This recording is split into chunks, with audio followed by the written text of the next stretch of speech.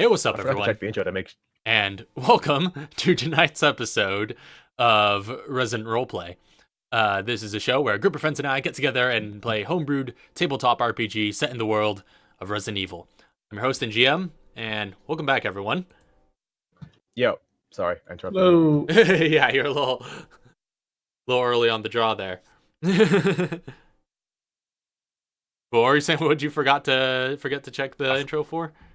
I forgot to check, or rather, to go back to the channel, look at the intro to make sure everything looks nice. I'm pretty sure it rendered all right. Oh, I know, but I just want to see what it looks like in edit. Sure. Also, hello, Wolfman and Rafabiki. Welcome back, everyone. Glad everybody is turning out for the premiere of this story arc. Yep. So, for those who haven't heard, some brief housekeeping. This is going to be the 6th and final story arc of Resident Roleplay that we're getting into now. And we've done a whole bunch of stuff out of game regarding that, so you could look at the YouTube channel to kind of get up to date with that. But we did also come out with a neat little teaser trailer for this arc that just came out yesterday.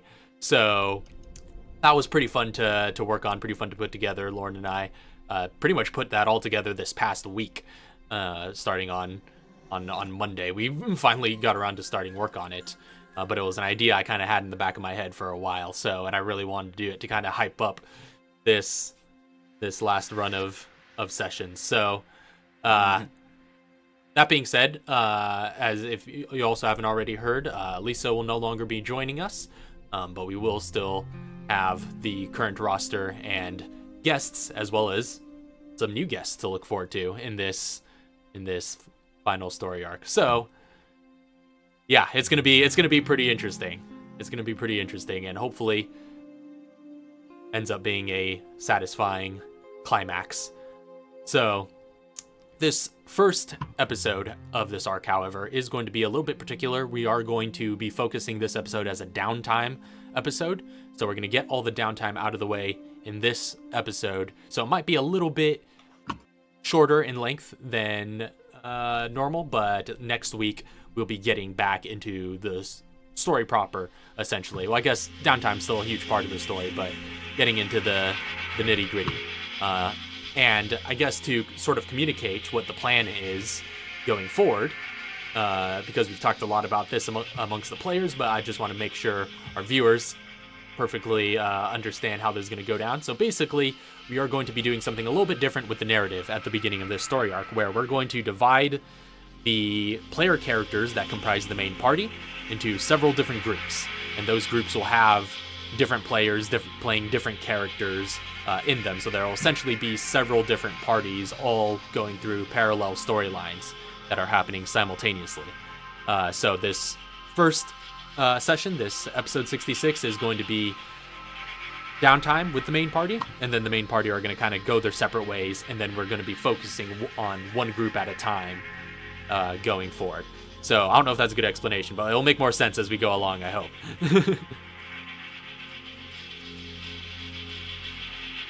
Alrighty, so that being said, are we ready to get into things? No. Yeah, maybe we could just sit here and talk about the Resident Evil 3 leaks all session. Which that was a big thing that happened this last week. That's gotten us super jazzed. But nonetheless, let's get back into a session.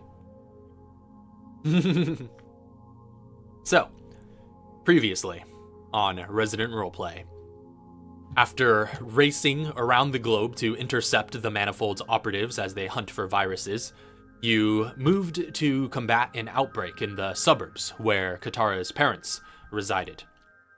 There you encountered a new virus, which turned the infected into spectral entities of some sort while driving others mad with hallucinations.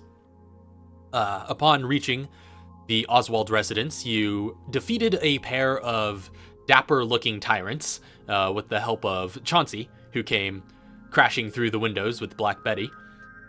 You then procured items which allowed you to enter the elevator leading it to the underground bunker. However, as you gained access, so too did the mist around you, which seeped in through the seams. And rushing down to the bunker, you heard a commotion coming from a chamber down the hall, and heading to investigate, you found a spectral figure attacking Katara's father, David. Upon intervening, you were thrust into a sort of dreamlike sequence by this perpetrator, who you learned was Mario Feliciano, the son of your old rival Ernesto, and kind of holding you captive in his illusions, he explained the secrets of this new bioweapon, which is called the Spectre virus, and how it was inadvertently created by Katara during the Raccoon City incident, and then stolen by Umbrella, and then perfected by the Manifold and distributed on the black market. He also explained how he was given a discount in acquiring it from the Manifold, on the condition that he used it to seek vengeance against Katara and the party.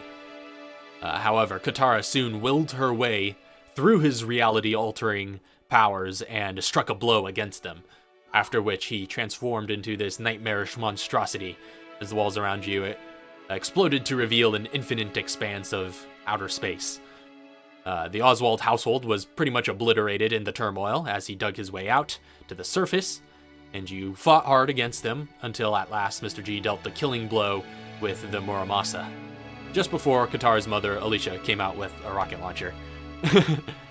So, those T-103 tyrants that you had encountered earlier had by this point revitalized, but with their master dead, they seemed to enter a bit of a dormant state. And in this state, Mr. G was able to lead them out of the suburbs and into a smuggling truck in order to capture them for later study.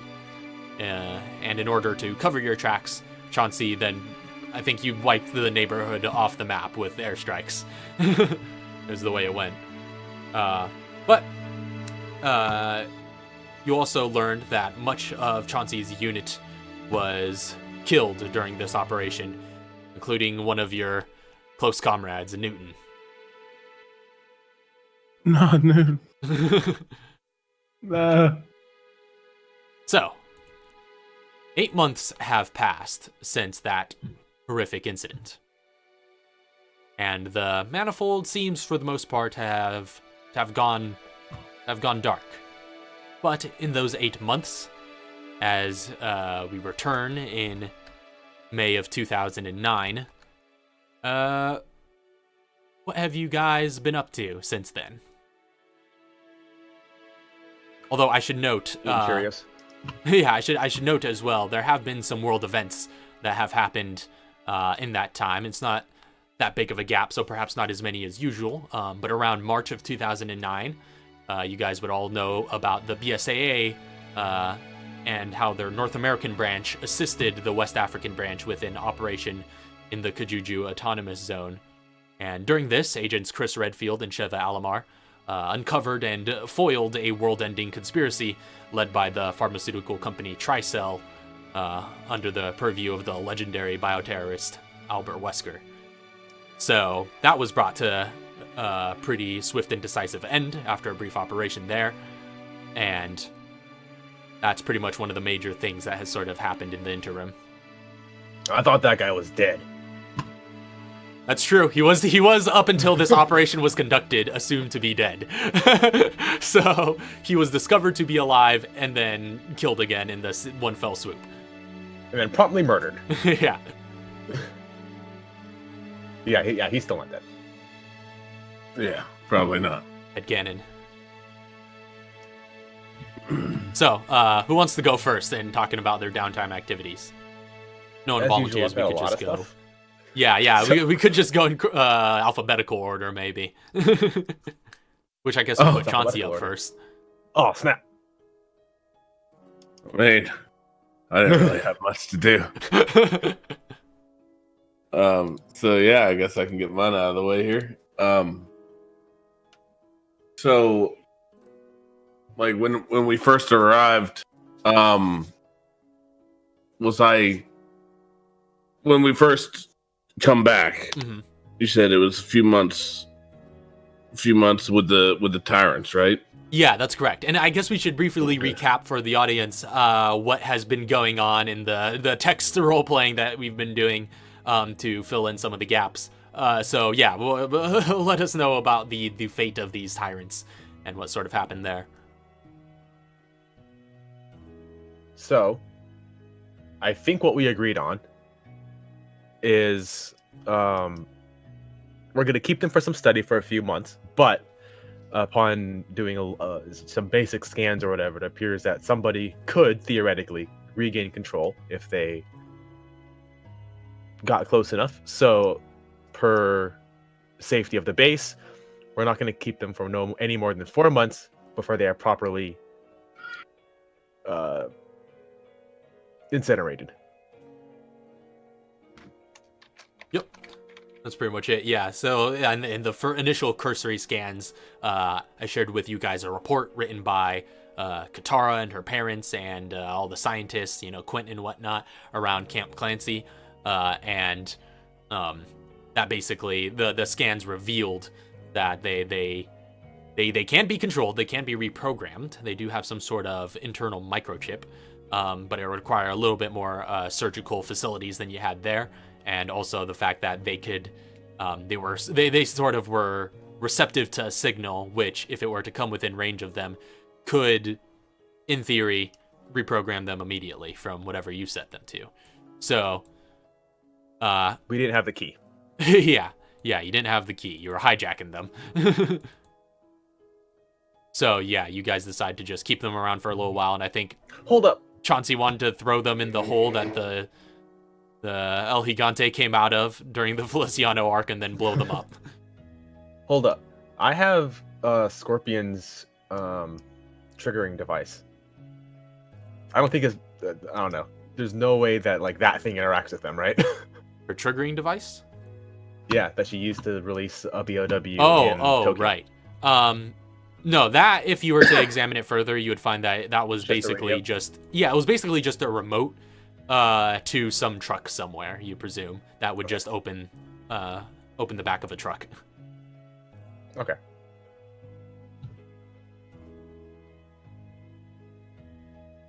So Just wondering. I'm just gonna, and then just promptly get rid of that because I have that. It's in a locker somewhere. I'm just I don't know why I still have this thing. Actually, well, I'm gonna keep it because I might want to blow something up at some. So I after reading that report, though, I would have had to talk with Quint and stuff to get him on the same page, and then That's destroying the tyrants later. Yeah, because Quint Ketchum voiced some concerns about working with BOWs in such a capacity. So you pretty much give him the lowdown and talk about how what happens in Camp Clancy stays in Camp Clancy. Yeah, pretty much. Just intimidate him into understanding our situation. And he's quite intimidated by you. You're like this big burly dude, and he's just like this little engineer type. And he seems a lot more comfortable once you get rid of the tyrants. Yeah. Can we make sure that that's actually on record? What? The destruction of those tyrants. Oh, on the BSA's records? On at least internal records for Camp Clancy. Can there be a paper trail ensuring that it can be proven that they were destroyed? Because that might play a bit of a part in something on my end. Okay. Or, I guess, mine and Katara's end. I mean, it's up to Chauncey. Yeah, I mean, I guess I could make a report. Just a blackout report with just everything blacked out, BOWs, everything blacked out, incinerated. Yeah.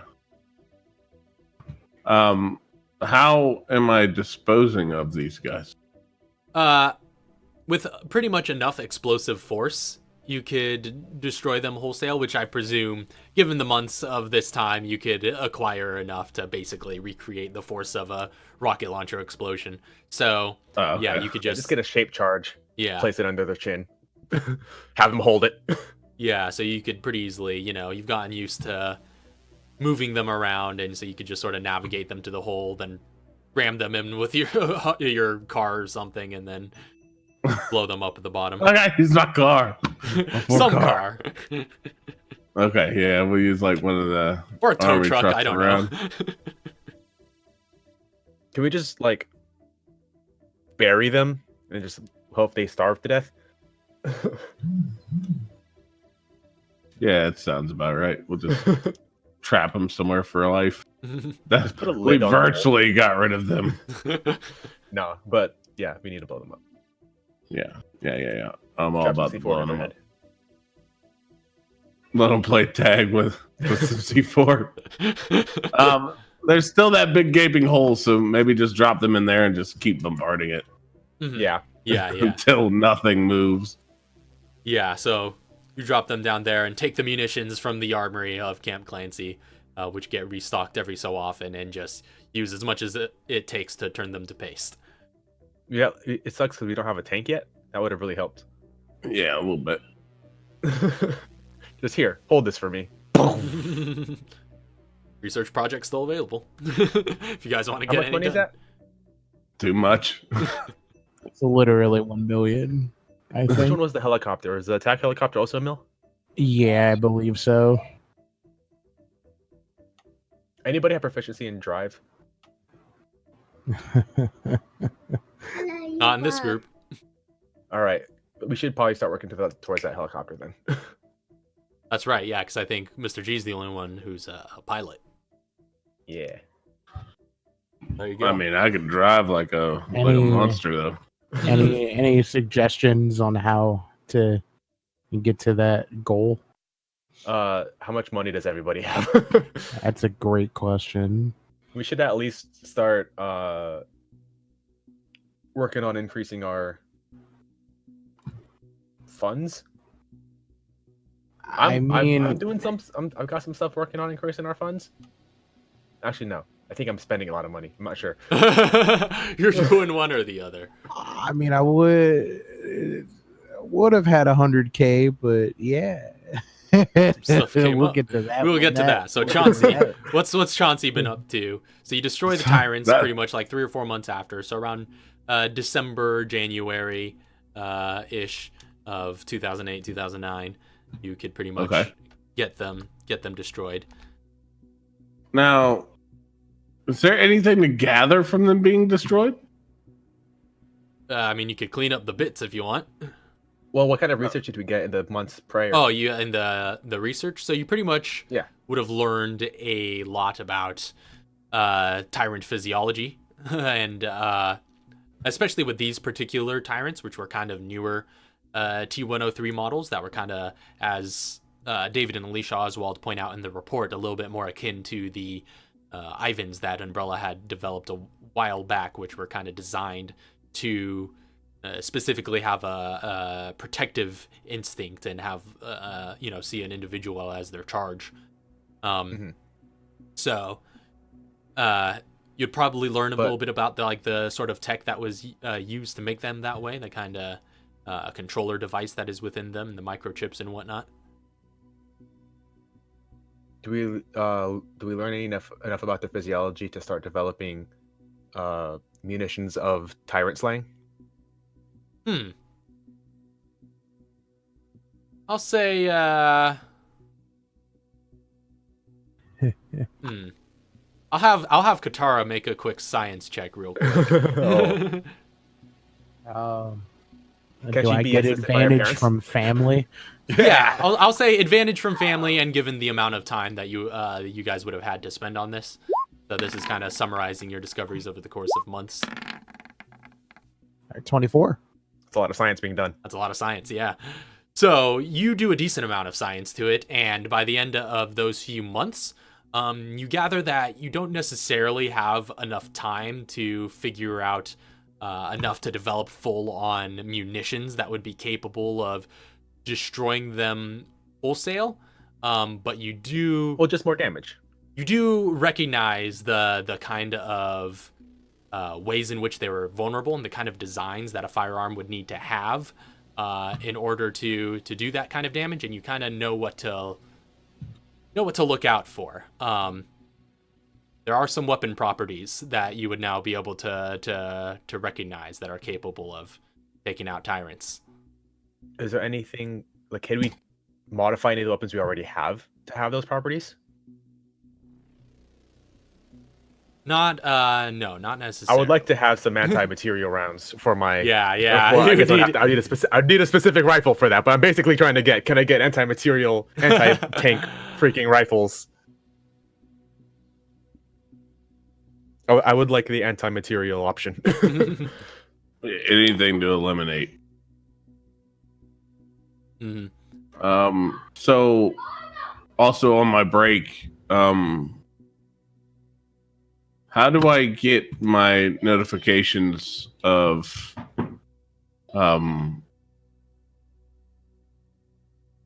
people like joining and not joining the BSAA? Oh yeah, well you would have like contacts and channels through which you see that kind of stuff, and also in your war room at Camp Clancy, you could access like a lot of the BSA's database from there, so you would kind of see the general news and things like that. And through that Okay. grapevine would probably be how you hear. Well, excuse me. Well, you would have heard about some opportunities for recruitment that and jobs that need filling within the BSAA. And this is actually one point of note that we didn't get to mention last arc that I was supposed to, which was that you would essentially hear just through like personal contact, through letters and whatnot, that your brother Charles was dishonorably discharged from the Marines, Okay. and so he's kind of in need of work. And then I got in contact with him about the BSAA. hmm Okay. So I yeah, guess- you could help him along to finding placement in the BSAA if you so choose. Yeah, sure. And that's pretty much all I needed to get done. Yeah, you didn't have much. And Charles, you would also know that the BSAA is pretty much focused on Kajuju right now.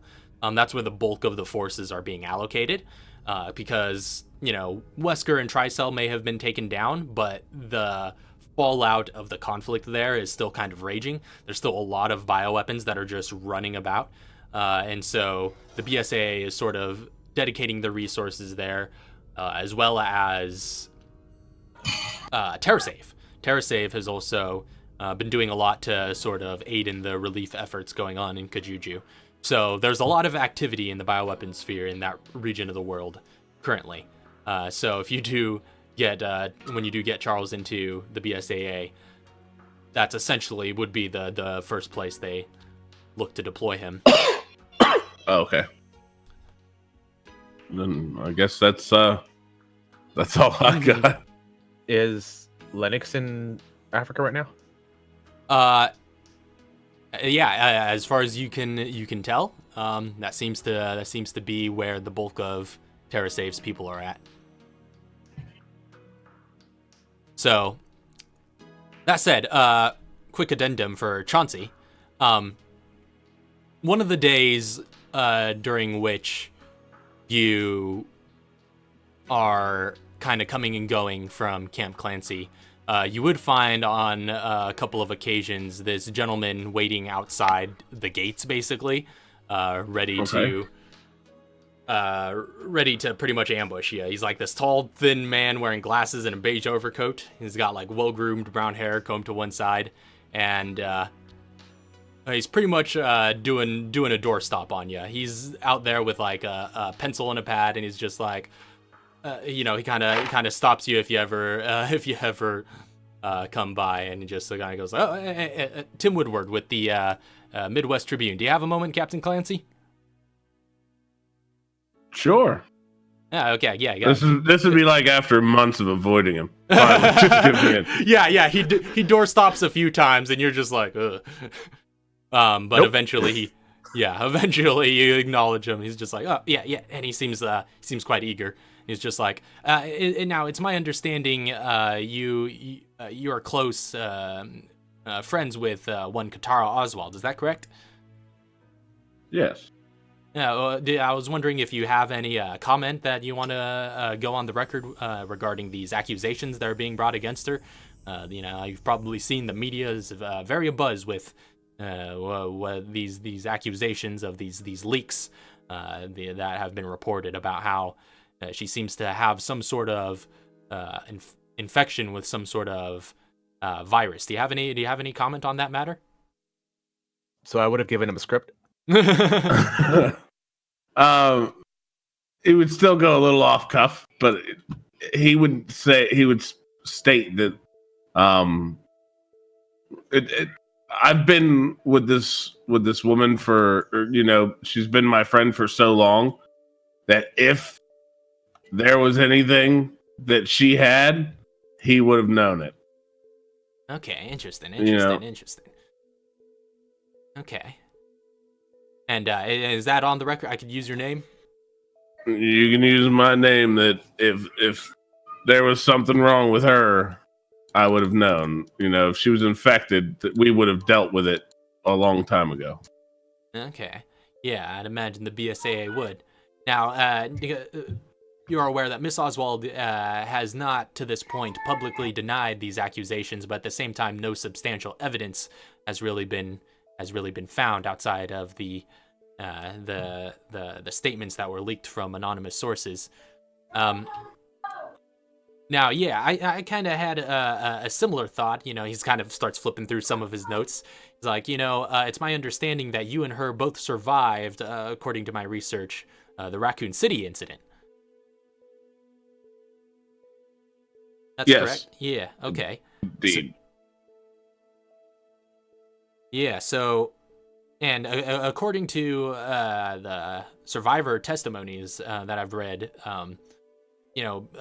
evidently the U.S. Army was in charge of the blockades surrounding Raccoon City during the incident, and I understand they screened every survivor that came out, right? So, this whole, everyone's getting all up in arms about this Miss Oswald lady, but it seems quite strange because the U.S. Army would have conducted blood tests, according to survivor testimonies, on pretty much everybody that left that city. If she was a survivor, then they definitely would have done it on her, and the U.S. Army has yet to issue any public statement whatsoever regarding Tara Oswald's status as an infected. Now, I know you're BSAA, a very different branch, but do you have any insight into that matter? It seems like there's something there. There might be, I feel like there's a story there. Why do you think the U.S. Army wouldn't, clear things up if they have access to, a straight yes or no answer? Well, so you're asking me if the Army let her go through with an infection or not? I mean, that's not what I'm saying, but the evidence seems to pan out that they would at least know whether or not she had an infection. Yeah, you would think that they would know. Okay. But I guess they don't know, so they don't think she has it, and you're probably reading too deep into it. Okay. Because you can't just say that they're hiding anything from you. They're doing their job. If they didn't find anything, they don't have to specify whether they found it or not. But for you to assume that they found something because they're not saying anything is just as bad as you saying that they're hiding it because you're looking for it.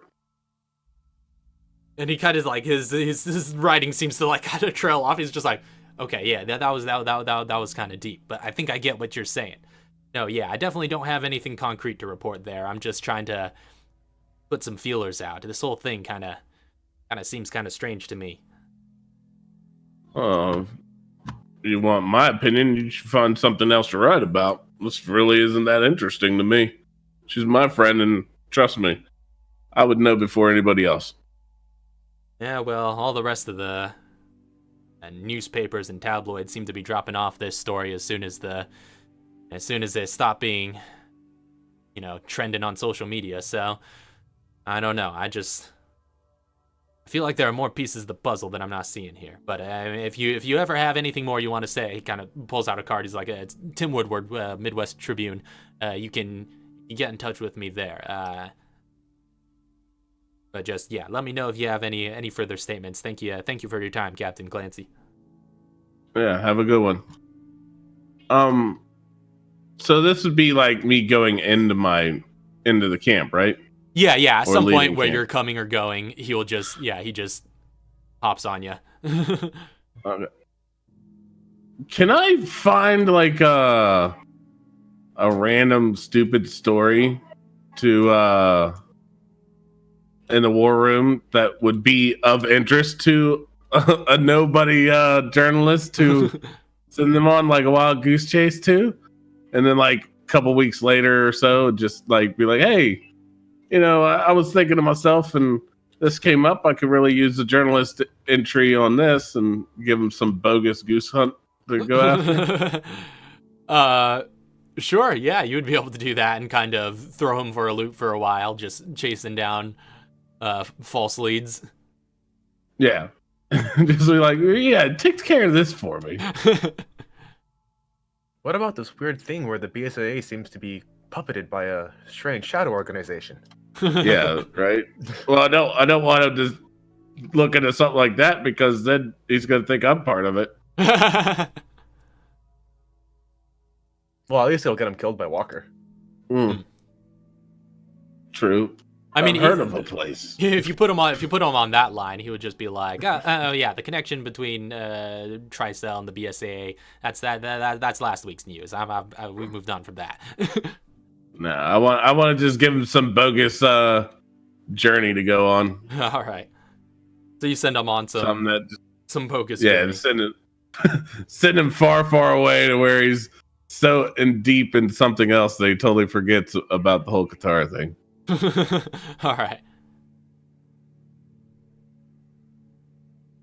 All right. So that's Chauncey's end. So, meanwhile, anybody else want to talk about what their character has been up to these past 8 months? Like, first, can I just like say, I probably should have at least put, because like whenever I say like I've got a script for this, like I literally do. Like there's part of my thing that I was doing is I came up with a script for how to treat the Katara thing, and yeah. So moving on. All right.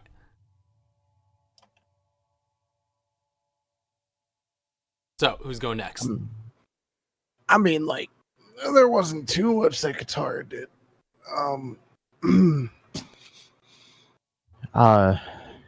Stuff with the college happened. Right. Yeah, so after the press reports on all those leaks regarding your infection, pretty much you would find TerraSave protesting outside of Simpson University for some time. And then the president of Simpson University at one point asked you to stand down for a couple of months of unpaid leave in order to take some of the heat off of the school. Mm-hmm. Yeah, and she'd just be like, "Yep, that sounds fair." I figure pretty much after that, she'd just be spending most of her time home and then working over it as the advisor or scientific advisor. One of the things that she would have talked about though is with Mr. G, and I feel like she also would have gotten Chauncey, at least wanted to get his opinion on this. And it'd probably be in in some like private room or whatever one day. And she's just like, I feel like,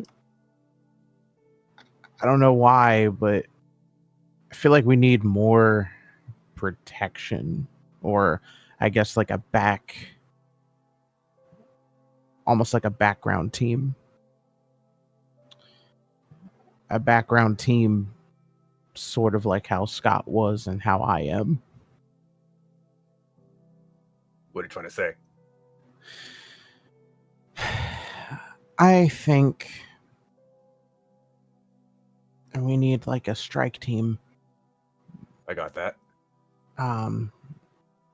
That house is gonna sound crazy because of the situations that are going on with me at the moment, but almost like an infected strike team. Oh, no, that's different. Because I don't know. I mean, we had one of them, or technically we had two. One was an actual BOW, and the other Scott, just fast, just as fast as me, but even faster and strong. I feel like we need something like that on our team to just kind of send out. Well, to handle the bigger things. I could certainly probably provide you some what do you call that? Some test subjects, but of course all of the actual science you're going to have to take care of if you wish to try this. Yeah, it's going to be a lot of obviously a lot of trials and trying to figure these things out, but I'm fine with seeing how this works, at least on a person first, before anything else happens. Well, if we're going to need a place to do it, I think obviously Camp Clancy is like the safest place we can probably go to right now, as well as having a probably a pretty apt training facility. You might have to look into getting their research department a little bit more robust. Or unless you want to do all the research elsewhere. But I don't think they would allow you to do that in the university. Oh, no. No, I'm kind of staying. I got a few months I stay away for. I'm not working there right now, so I gotta let the heat die down. So I either have to use, and that's up to Chauncey, but use the facilities here for that, but keeping it obviously on a very, very strict down low, or we have to find another area.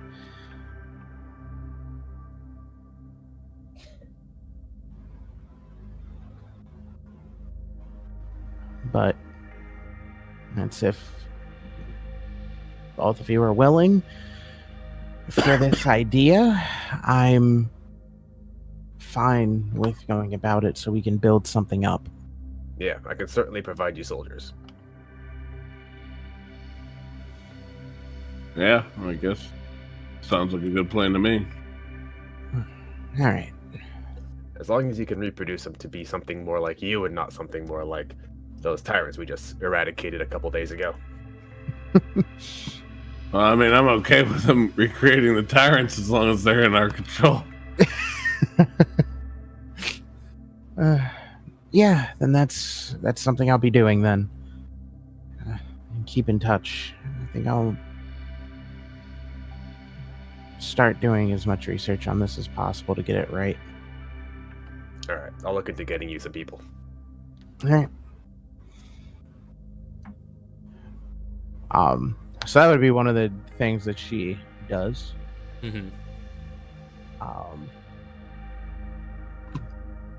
Just whatever research she has to do to get that all pretty much set and stabilized. All right. So that's something you could begin doing some research on, but you get the sense it's going to take a pretty good scope of time, because you need to be able to essentially recreate the miracle that happened with you and figure out how to make it reproducible with different people of different blood types. Mm-hmm. I'll say for now, go ahead and make a singular science check just to see what foot that research gets off to. But we'll have to follow up on this as well. Okay. There'd be a way to get somebody close that knows anything with medical to potentially. I mean, you always know where to find Nuria. That's what I mean. Like Nuria just gonna be like, oh, I may need some help with some of this stuff too. Yeah. So yeah. So you get Nuria in on your process. What do your parents feel about this? They don't. I feel like they're gonna be very angry with her with something else too. But I got an 18. All right, 18. So it gets off to a pretty good start. You'll seclude yourself for some study part of the time. Of course, over the duration of these 8 months, you don't get to go too hard into this since you're pretty hard at work on some other research. But you do get the process started and getting it in a sort of positive direction. Yeah. And she'll just kind of update them on that positive direction. And so essentially, other than the making a evolved strike team or beginning the research on that, she also started tracking down, and I guess this really, I don't know how much it helped with the tyrants that they were doing a report on either, but she started tracking down Umbrella's archives for cloning information. And eventually goes through to spend $100,000 on a special research project of hers, to which she asked Mr. G to if he could secure a safe house for her in Canada. Oh, yeah. Here's the address. The keys are under the doormat. All right, thank you. Mr. G is pretty easily able to secure that. It's part of his routine is setting up VIPs in safe houses. So, Lauren, did you ever establish which region of Canada? Do you have an idea, or Close is to it New just York. okay? So So kind of like, I think Ontario is pretty close. yeah, kind of on the other side like of just Niagara Falls, Yeah. but like in more of like a country situation or more inner city, or where's it gonna be? it depends on what she would need. I mean, Because getting it a little bit more inner city, you can have obviously the entire hustle and bustle masking whatever you're doing. But if you're just like, if you're doing something big, you can have, it's not weird to have trucks coming in and out of a facility. But if you're out in the middle of nowhere, it might be a little bit more obvious. Like if you're out in the middle of nowhere, that's good. If you are hanging or like staying low personally, inner city would be where you want to go if you want to hang low and be busy. I guess too, I that doesn't make sense. I guess to kind of mask this stuff, probably have it within an inner city. Okay. So yeah, you get Like smack in the middle of downtown. There's a warehouse all set up, ready to go. All right. So Mr. G gets you set up with that warehouse, and you have a sort of private inner city area to which you can continue some of this kind of special research project that you have embarked on. And pretty much after that, it's just believe it was specified, the only people that know about it would be Nuria, and then I think Nuria was to tell the mother. Okay. But not the father. Right. I don't like how you're not saying whose mother and whose father.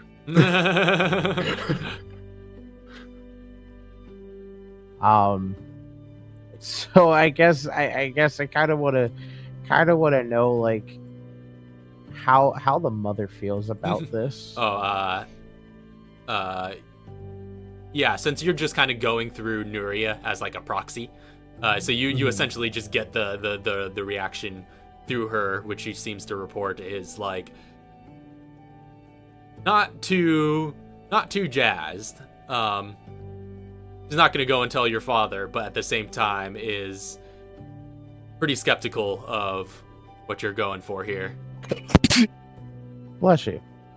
I tried to mute in time. I know, I heard it was like I popping. heard that cutting out midway too. It was like I tried to reach. I tried. I'm sorry. It's all good. Okay.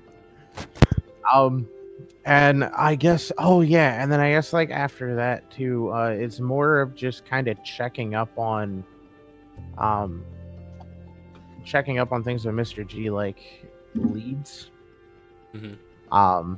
Which I think I asked you beforehand. I don't know if you got back to me with an answer, but are you going to share the contents of that will with the rest of the party, or Is my name in there? No, no, but no, better get there's everything. a name. she's like, no, but there's a name in there of a person I've been wanting you to get info on. Okay. So, and she'll definitely. I see why not. She can go through and reveal the contents of this will. So yeah, I'll just give you the whole document. I guess I could reveal it to everybody here so you guys can kind of look through it. Oh, it's long. Yeah. It is quite long, but hold on. All right, let's see here. We got 90% of the non-liquid assets, Iowa house property, leave to daughter Katara Sophia Oswald. So at what point do you want them to fall into a horrific accident? Huh? Oh. Okay, I might have misread the situation. All right.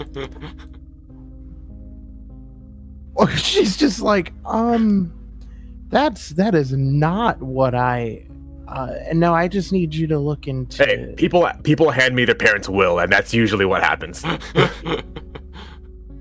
That's messed up. Well, jeez, I would like you to look into a person for me, Angelina Yang. 10% of their cash and liquid assets leave to Angelina Yang. All right, I'll look into it. I only asked because I know I brought it up to the parents, but they just kind of wave the name away. They're just like, you don't need to worry about that, but I'm curious. All right. So, especially, I guess, with that last part that they wrote to Angelina. That has me. Oh, wait, hold on. Oh, the last paragraph. Mm-hmm. Oh, she also gets a Missouri captain, too. Mm-hmm. Considering her line of work and something about losing, losing the inheritance if she kills her sister or something like that. I'm curious. I want to know who this is. So if you could look into that for me, I'd be appreciated. And this is the only information you have on Angelina Yang. Yes. All right. I'll see what I can do. Thank you. All right. So that's the last of Katara's downtime, right? Yeah, because I guess like the other part of it was just waiting on Mr. G for that, Yeah. and then anything else revolving around a meal. Okay. And Right. That's So- also that through Mr. facility. G, though, right? Hmm? That's also through Mr. G? Yes. Yeah. Basically obtaining a sample. Oh yeah, because that would have happened around the time she came to ask for Angelina, and then also kind of brought up the whole thing of kind of need to get Archaea's blood. Like a sample. So it's going to be a bit of an issue because apparently, I think I'm getting 2 requests to get on that island, and I can do it. The problem is, it's a one-time thing. 2 requests. Yeah, you're the second. Oh. All right. So it's a one-time thing, which means we're likely going to have to do this at the same time? We're going to have to do this at the same time, probably. And there's also no guarantee Arkea is even on that island. Right. Right? Is there a guarantee that Arkea is on that island? Did they get the body? I forget. You have no idea. Okay. You have no idea what happened to Arkea after the fact. All we know is some sort of like middle ground was struck between Emil and the Manifold. Mm-hmm. And her body was not still lying on the floor outside of the manor. I hope not. Yeah. You You would have noticed that by now, for sure. Well, it's right there. Wow, easy picking. Didn't they put her in a truck? I don't know if Somebody- anybody well- witnessed what happened. I swore after. that's what I heard or seen. Somebody has whenever it. I was on the ground. I think last time, yeah, they hauled her off the what do you call it? The Felicianos hauled her off, but after that, we don't know what happened with possession of her body. Man, Yeah, 'cause yeah, I don't yeah. even because like from the angle that Katara was at the top of the building when everything was going down as well, I have no clue if she would have seen that. But I think she was too focused on watching Chauncey getting It's like, Well, I was getting annihilated. I was getting annihilated. I swore I was told that I could see her getting it or them putting her in a van. Hmm. But Yeah, I'll mean, have to that's- check the playback specifically, but I think when you were getting knocked out, well, they were sort of in the possession of her at that time when Emil Mhm. jumped down Yeah. to kill her, so they still had hold of her at the very least when you were getting knocked we out. just don't know. We just don't know where she ended up, Yeah. and if she's traded hands or not.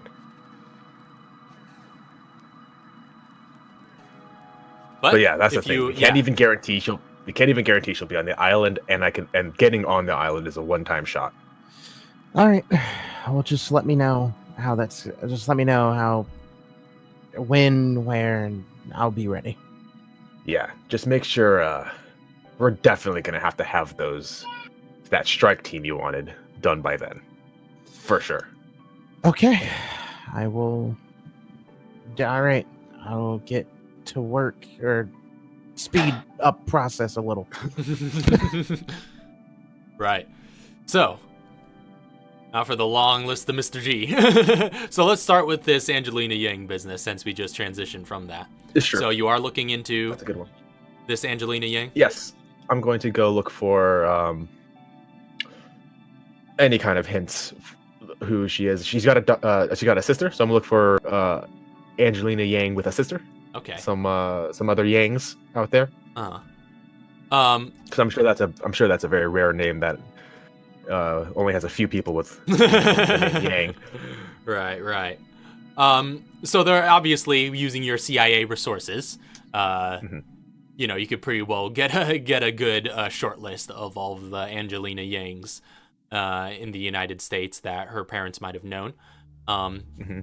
Most of them are pretty normal individuals. You narrow it down to just like a couple of names, but there is one that kind of stands out from the rest as seeming particularly,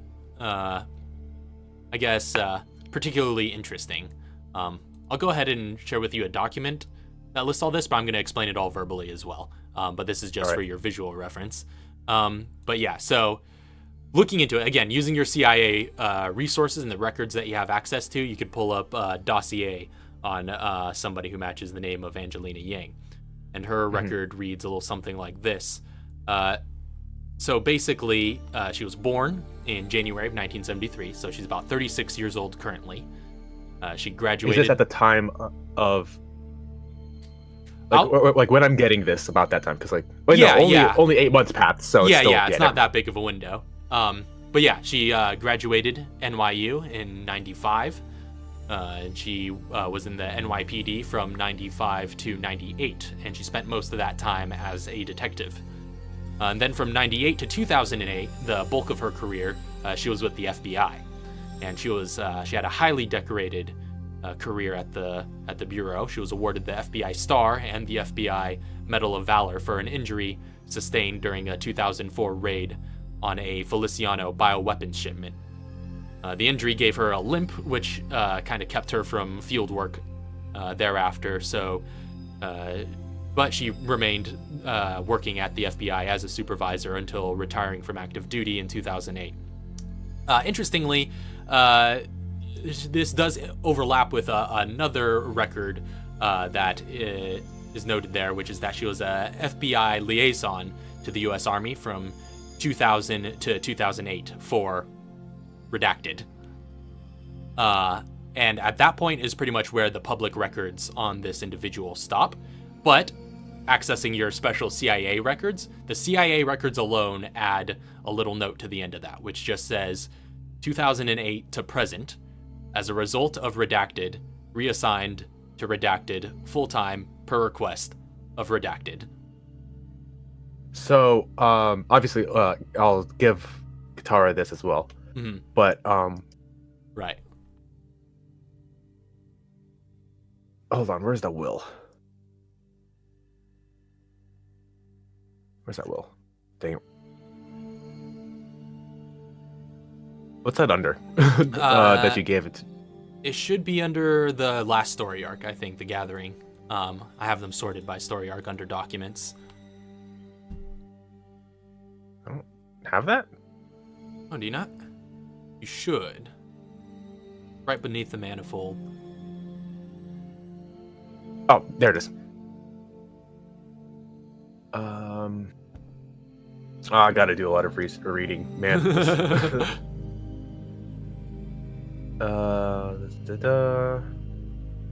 Do we have information on her sister? Interestingly, looking into her records a bit further, this Angelina Yang is an only child. Mm-hmm.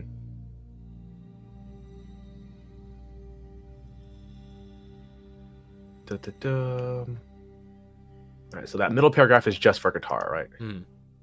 I don't have to read through that.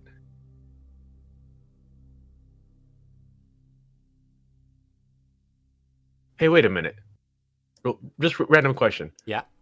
Raph, Uh-huh. what was the name of the lawyer you played in First Degree? That was, Clayton Mills. Okay, just wondering. Yeah. Just wondering. Yeah. Because it appears another character from that game has made an appearance in Yeah. this. Yeah, I was wondering and how long so before I anyone was- caught that. I mean, I was I was very just curious. I was reading that and I was like, Clayton Mills, that's familiar. Clayton Mills, who was... Wait a minute. Oswald's named their lawyer, Clayton Mills, as the executor for the estate. All right, that's fine. Yeah, right. I trust him. So we know information on, or rather, no information that she has a sister, Right. and no information on what year is it right now? 2009. So for a year, she's been reassigned to something full time Yeah. at somebody's request. Yeah. All right. I'll say if you have, if you want to pry Yeah. into it further, do you have any contacts in the FBI or anything like that? I don't know. As far as I know, all of Actually- my contacts are CIA. Actually, I just remembered something. You've got Mr. K, one of the other Alphabet Soup members, is a former FBI agent. Okay. All right. So he definitely I'll ask him has about contacts. this. So I'll say, I'll say like, hey, yo. yeah, Mr. G, you don't come by Langley too often anymore. Yeah, it happens. I've been pretty busy.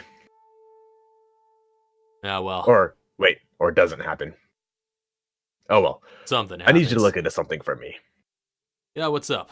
I've got a name, and a lot of her information is missing, and I would like a little bit more of the gaps filled in. She apparently has worked for the you checked FBI. the CIA's record rooms and all that?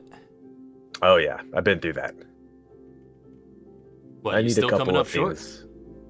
Yeah, I'm gonna need some stuff. I'm gonna need some light shed on some of these things here.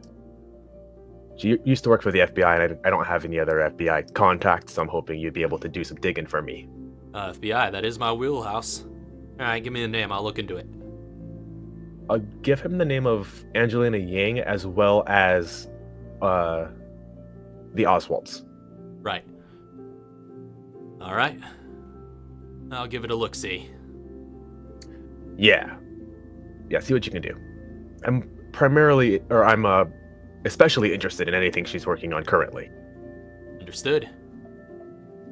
All right. So he'll look into that for a few months of the downtime, and I'll say you can go ahead and vicariously make a investigation check. Just use Mr. G's stats, okay, and we'll count it as his check as the result.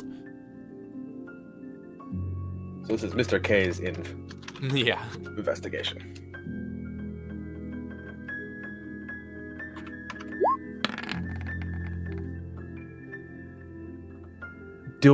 Does my new feature apply to this because it's Mr. K? Technically, it's his role, so your new feature does not. Technically. What, is he level 11? He is not level 11. All right. So that's a 15. He does not get nearly as much action as you do. But, okay, so this was a variable Pushing DC, pencils. though. And so with that DC, beaten a 15, that is enough for you to uncover 3 of the redacteds in that, the information you have gotten so far. And you get to choose which ones you want to uncover. Wait, I get to pick? Yeah. All right, I want FBI liaison, U.S. Army 2008 or 2008 for blank, Okay. and reassigned to blank full-time per request of blank. All right. So the first one, then the last 2. Yeah. So the first one, where she was a liaison to the U.S. Army, is for Project Reprisal. Project Reprisal. Can you just like write this into the thing? No, yeah, I could, I suppose. I'll get to that at a later point, but for now, Yeah. I'll just, Okay, so a Project Reprisal. I'll put this in my notes at least. yeah, you can just write these down for now. But yeah, and then I'm running out of note space, dude. and then the last 2 is reassigned to the BOW Countermeasure Force, full-time per request of President Benford. President Benford? Yes, which you would know is the current that president the of the United president States. Okay, that's fine. Ben, how do you? Doesn't matter. Ben Ford. Reassigned to BSAA what? To the BOW Countermeasure Force. BSAA. BOW Not BSAA. Countermeasure. Just BOW. Wait, just BOW. Okay. Yeah. BOW counter. And this will be, what do you call it? Relayed to Katara that she is currently working for the President of the United States of America. Oh. So yeah, turns out your sister's pretty well connected. Huh. Well, thank you for that. Yep. Something I'll just keep in mind. Hey, wait. What? Do we know anything about Leon? What he's doing? Do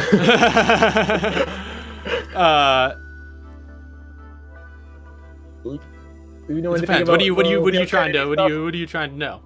I want to know if he's in the same division. I just out of pure curiosity, I want to know if she's in the same division as Leon Kennedy. This BOW countermeasure force that is mentioned in Mr. K managed to uncover for you, does not seem to be anything that's on any sort of public records. You do not have any, like, outside of him, his contacts unearthing that. You don't seem to have any indication that such a organization exists. All right. Yeah, that's pretty standard. I'm just wondering. Actually, Mr. G is not one. I'm wondering. Mr. G doesn't even know who. He would know who Kennedy is from reports, but That's true. You've read the Kennedy report. I have read the Kennedy report. Only because 6 is coming up. And Anyways, Project Reprisal. We don't have any more information on Project Reprisal. You could pry a bit more if you like. How much time do I have left? Yeah, it's true. We might want to get to your other stuff first, and I'll let you know how much time we're talking here, because that one for the most part, you got that information pretty quickly since you know, put that just had to call in a favor. Yeah, you just had to put that one on Mr. K's back, but yeah. So basically, I just spent a couple weeks in the records room, found out what I could, asked Mr. K to go through the FBI records room. Yeah. All right. That's all I can get on there for now. That's fine. Thank you. All right, so what else are you doing, Mr. G? So, at some point, I need to talk to R&D. I don't know who's R&D, but someone's R&D. No, yeah. Well, if you start pitching ideas around, especially when you're visiting Langley to talk with Mr. K. Yeah, that's true. While I'm there at Mr. K, I'm gonna drop by Q's office. Yeah, so Mr. Q is just piping up at the idea of any sort of project anyone might have for him. He's just like, what's going on? All right, so you know how is it the B-2 bomber, the stealth bomber? So you know how like the B-2 bomber is like badass and can like fly places and not be seen on radar? Yes. I want that for a wingsuit. Quite fascinating. Wingsuit, you say, Mr. G? Oh yeah. He's just like kind of stroking his smooth chin. He's kind of, he's like kind of like this, kind of plump build guy in this lab coat with like a bald head and white hair on his sides. He's just like, oh yes, no, I can. You're saying a stealth purpose wingsuit, like the kind that people used to glide with. The kind that turns me into a freaking flying squirrel of the night is what I want. Yeah. So you're saying you want to be some sort of squirrel man?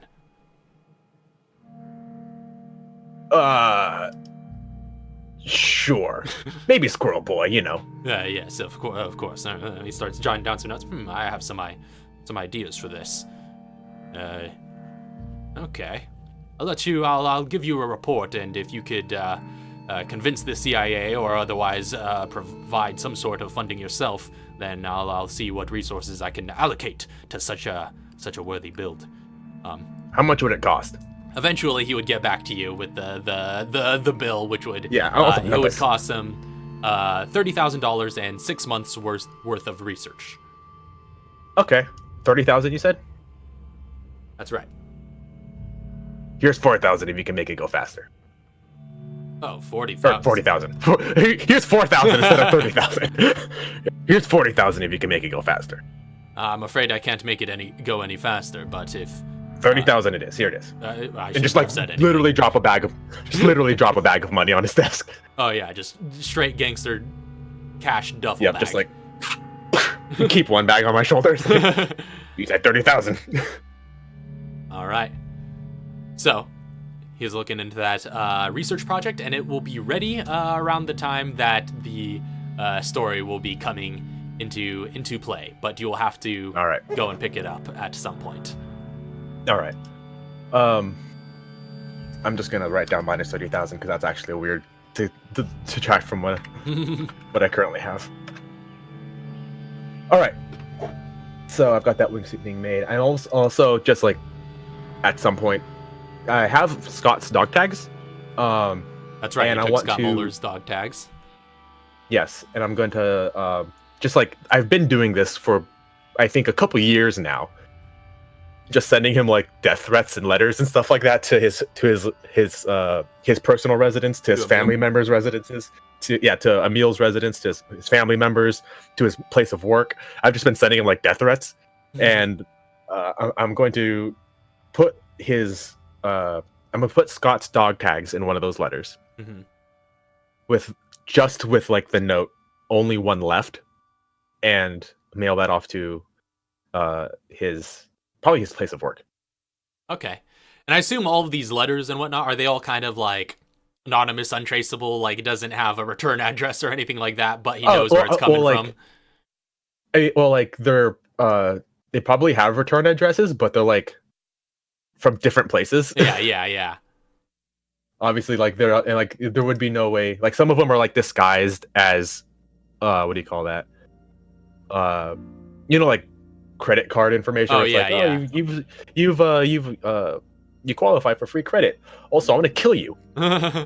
So yeah, exactly. like- So there's no way. Yeah, there's no way of him to respond. You're just like trying to get under his skin, essentially. Yeah, I'm literally just pissing him off. So just waging And- complete but this one- but this psychological one's- warfare. Yeah, and like anything that could just like to try to get him to look at it. But this is directly, like this is just like a personal letter, handwritten. This one's probably full on, no funny business about it. Just like it looks like a handwritten letter to Emil, directly, what do you call it? Addressed to him, not like addressed to the residents of the Johansson Right. residence or whatever. All right. So you send that his way. Yep, it's got stock tags. And at some point during one of my times around Camp Clancy, I just would have been like stroll in, just like, all right. So I finally figured it out. I've got a script that we can use to get any noses off of Katara's condition. The only thing we need to do is we need to admit that she's infected. Did you talk to any reporters yet? At this point, have I talked to that guy? At this point, you would have. I came in. I would have come in like the day after. Yeah. Yeah, I've talked to a guy. What'd you say? I told him that Katara doesn't have an infection. Shit. All right. Got to figure this out. Why do you think telling people that Katara has an infection is a good thing? Because you tell people no, they want to know the answer. If you tell them what the answer is, but tell them the wrong answer, they'll be a little bit more satisfied. But Tell it's them- not the wrong answer.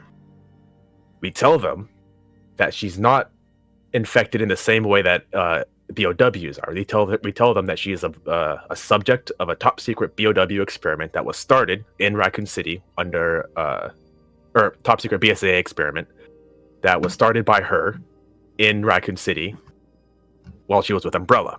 That's used to combat the effectiveness of BOWs by seeing the effects of different viruses on human physiology, some bullshit like that. Get a scientist to write this stuff. I don't know the science behind it, but we tell them that there is something up with her that is slightly different from human physiology, but she is not obviously a BOW. And I've dug up some reports that those tyrants that we just killed, we can say we are only able to do that because of the research conducted by Miss Oswald, something to that effect. And people will just eat that right up and say, oh, dang, you know what? She's doing good for humanity. We should just let her go. I don't think so. What's Katara say about this? So she's there like, so let's, because I haven't said anything, obviously, because Yeah. I haven't found anything. So why should I talk?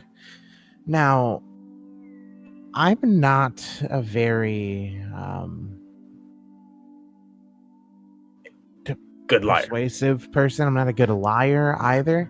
So let's say this does get out. Let's say we can spin this in such a way that, people do believe. If I get questioned, I'm not. You don't have to not a tell good a lie. liar. You don't have to tell a lie. In Raccoon City, I've read your reports. In Raccoon City, you conducted an experiment in the labs of the Umbrella to combat the BOW effectiveness or something to that effect. You don't have to tell a lie. I believe that is technically true.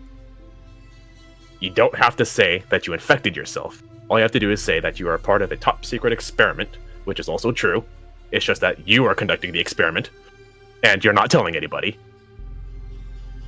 to combat BOW effectiveness. The details are, nobody cares about the details. Nobody cares why you're conducting, or nobody cares what happens as a result of these experiments. All they know is that you're a scientist and that's what you do, and people will stop questioning. And now my only concern with that is my status here as the scientific advisor and how the BSAA would take that. And I also get worried about Chauncey here because, you know. Yes, and all of that will be forfeit once the army talks. Anyways, so if you get ahead of it and say, yes, my blood type looks different than a standard human's blood type, the army will come out and say, hey, her blood type looks different from a standard human's blood type. We think she might be infected. And everyone will say, no, she's not infected. It's because of this, which she already admitted to. And we have records that can prove that she did that thing. And you have all the records and everything already written? Right there.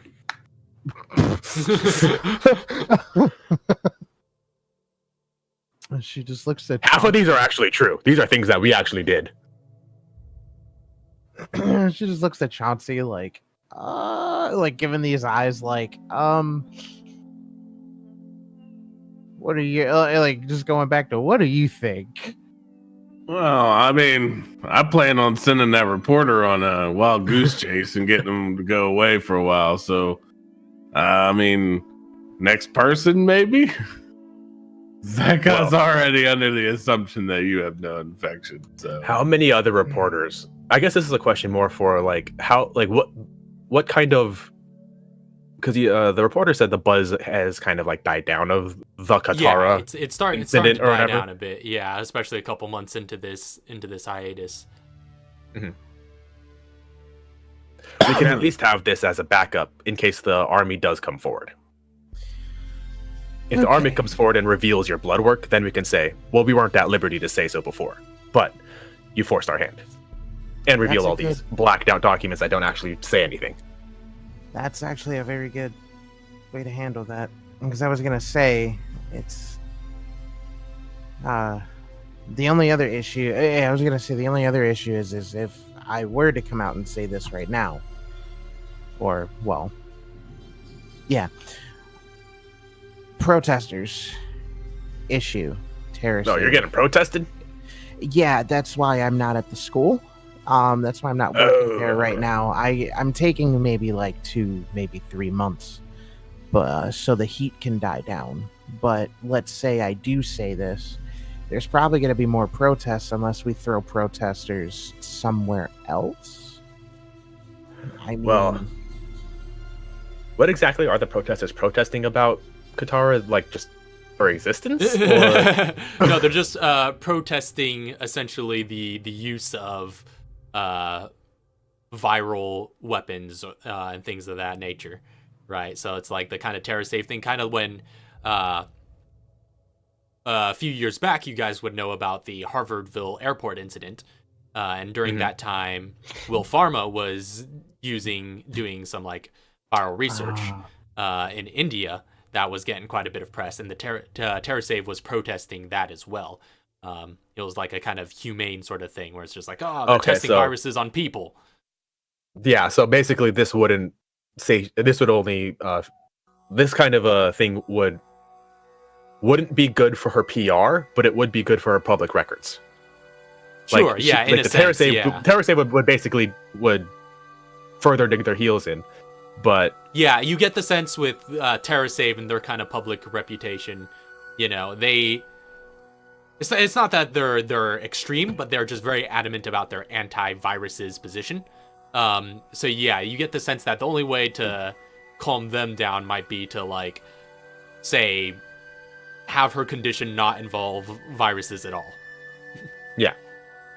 Right. It's not necessarily like the fact that, you know. Well, because so like the kind of idea, like the background that I'm trying to like portray is that somehow Katara is more obviously like using like the mechanics of the evolved to kind of work into it, but like somehow Katara is more resistant to being infected because of experiments she's done on herself. Kind of spinning it. But the problem is Just like a Yeah, well, super fitting it soldier as- kind of thing.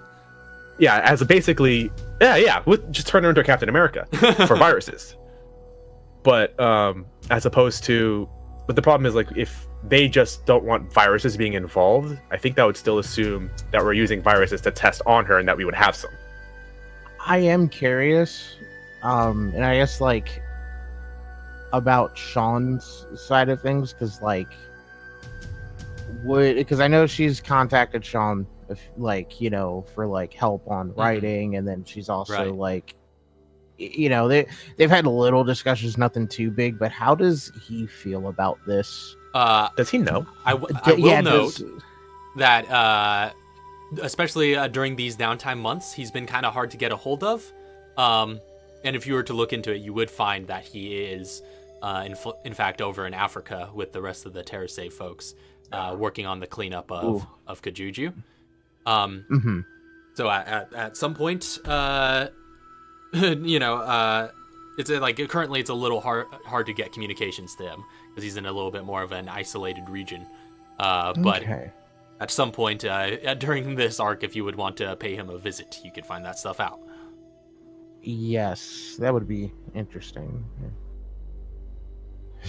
Just kind of clear things up with Sean if you feel some type of way about this too. Like, Sean, trust me, I am fine.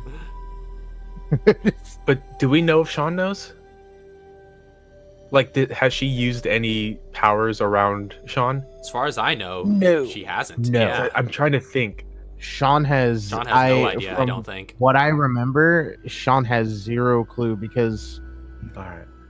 Sean wasn't with the party at the time things were going on in the P5 labs over at Nest. It was Vincent that was there, I believe. That's true. And he's there. Yeah. Yep. Who's Vincent? Kevin's dad. Ah. But he died pretty much immediately afterwards from Artemis. Yeah, he got skewered on a wall. Yeah, he got impaled. All right. So he doesn't know yet. That's good. Yeah. He would probably try to debate you publicly.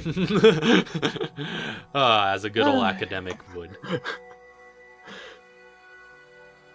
Well, regardless, we have that as a backup in the event things happen. So Yeah. I mean, looking at it is a bit of a nuke for a fly problem. Or a solution, I should say. I don't think I know how to solve solutions any other ways. Well, that's good to know at least. Thank you for whipping that up. Oh, yeah. So, and then I would have gotten Katara that safe house as well. Yeah. So you've got that contingency set. You got Katara, her Canadian safe house, just north. Just of hand her over the New keys, York. just like one. Yeah, just hand her the keys. It's like on one condition: you never tell me what you do. Oh yes, of course. So I had the Scorpion crew last downtime, trying to get a deal going to sell the T Veronica virus that they stole from the guy in Tokyo. That's right. So yeah, you had the Scorpion crew working to basically make the T Veronica virus disappear. So you set up the whole deception that that's kind of filtering through the criminal underworld currently, that they had succeeded in their mission and stolen the T Veronica virus from Oshiro, who was the collector that possessed it in Tokyo. While in fact, in reality, Oshiro does still have it, but you're just sending the criminal underworld off his trail. And well, I'm getting them to find, like, I'm putting out that they're looking for a buyer to get rid of this, and we're basically gonna pick the most incompetent people we can to sell it to. Okay. And arrange some sort of meeting, like basically for those who if anyone's seen the movie, I forget what it's called. What was that film that we just saw with Charlton Copley? Free Fire? No, Free Fire. Where it's just like a bunch of incompetent gangsters meeting each other and killing everybody. Yeah, I don't remember when. Oh no, I might have I got forget, that title but slightly yeah. wrong. But yeah. That firefight. Where a film bunch of with, gangsters just like get together and they make a deal and everything just goes bad and everybody dies. Is I want to set up that situation with my people and or rather I want to get 2 different groups buying the product and have them show up at the same place, and then I we see. kill them, and then make it look like they killed each other over the product, and the product somehow disappears. Somebody got away with it. Right. So, yeah, that's pretty, with your contacts and resources, that's fairly easy to set up. You manage to essentially send that, especially since you're looking for lowest common denominator. Like, you could find people that are hard to find, that would require a check. But finding some like, we're looking for some street level gangsters who want to make it big. Yeah, you're looking for some like back We're looking alley for, like, some goons Slavic- out of Chicago and some hillbilly neo-Nazis out of Georgia, and then just put them in the same room and kill them all. Basically.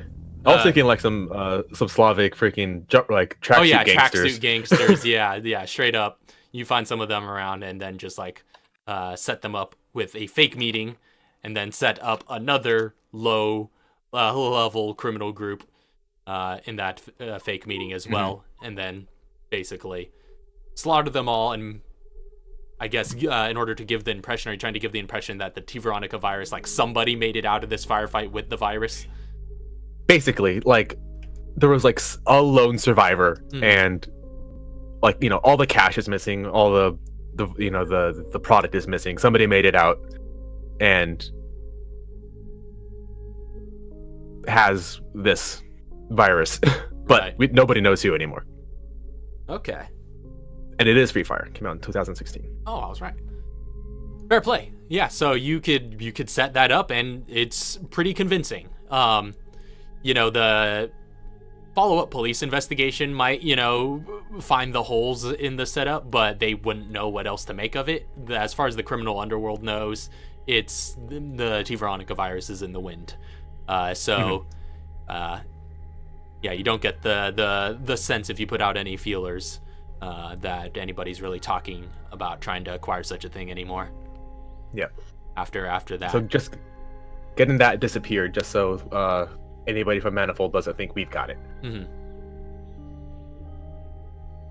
And finally, going back to South Africa.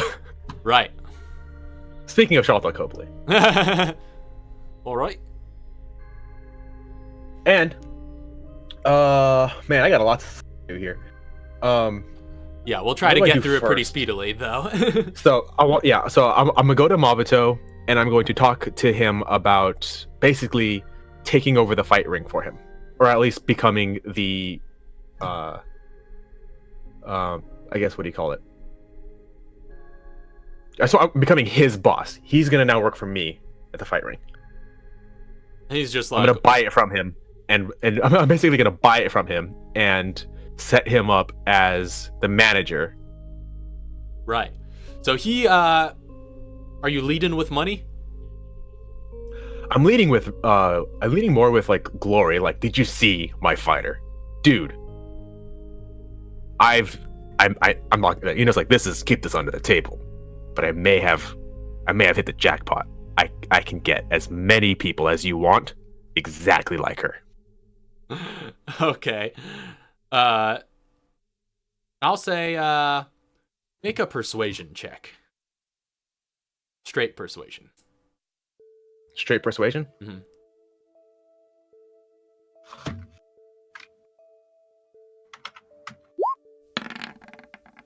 Oh, I'm glad that's a high number on the dice. 21. He's down. Yeah.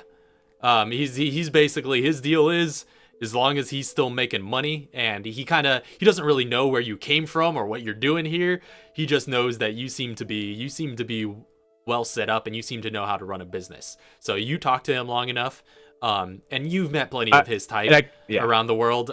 You know how to play him. So you get him talking, you talk to him long enough, you could pretty easily work him into working for you. And he seems to be slowly but surely gaining control over his business. Exactly. He seems pretty content to be in such a position as long as he's still getting paid. All right, fantastic. So now he with the fight continues, ring, yeah, running the fight ring, hyping things up. whatever happened to that freaking what is his name? Scott, the freaking guy that Katara fought. Whatever happened to that guy? Tommy. Tommy, that's what it was. I was gonna say Scotty, but Yeah, the reigning yeah, whatever champion. happened to Tommy the Dragon? If you were to revisit and look for him about that area, you would find him hitting Nash's bar very frequently and, you know, hitting the booze and just trying to just live down his shame. And he stops. Oh no, fighting. did he? Oh, did he turn into Endgame Thor? Basically, he had his glory and then he lost it, and now he's just like he didn't quite put on that much weight, but he's just kind of, you know, he let himself go a bit. Mm-hmm. So, I mean, I want to try to convince him to get back into fighting. I'm gonna offer him a lot of money to get back into fighting. So you just show up back at the bar. I would say he's less like Endgame Thor and more like Undisputed 3 Boyka. Where at the beginning he's just all hairy and stuff, and he's just like, you know, he's just like, oh, I've got an injury. He could still like kick butt. He could still beat up the entire but, bar if you wanted to. Yeah, but he's just like he's just dejected. So you pretty much just show up like some elusive man at the bar one day and just pull up a stool beside him, basically. Yep, and I'm just gonna like drop a bunch of money on his lap and just say, "This is to continue training, and this is to win." Make another persuasion check. I just like this NPC. I know. I'll let you make this one with advantage because you use the magic word, which is win. What? Oh, hey. All right. Tommy.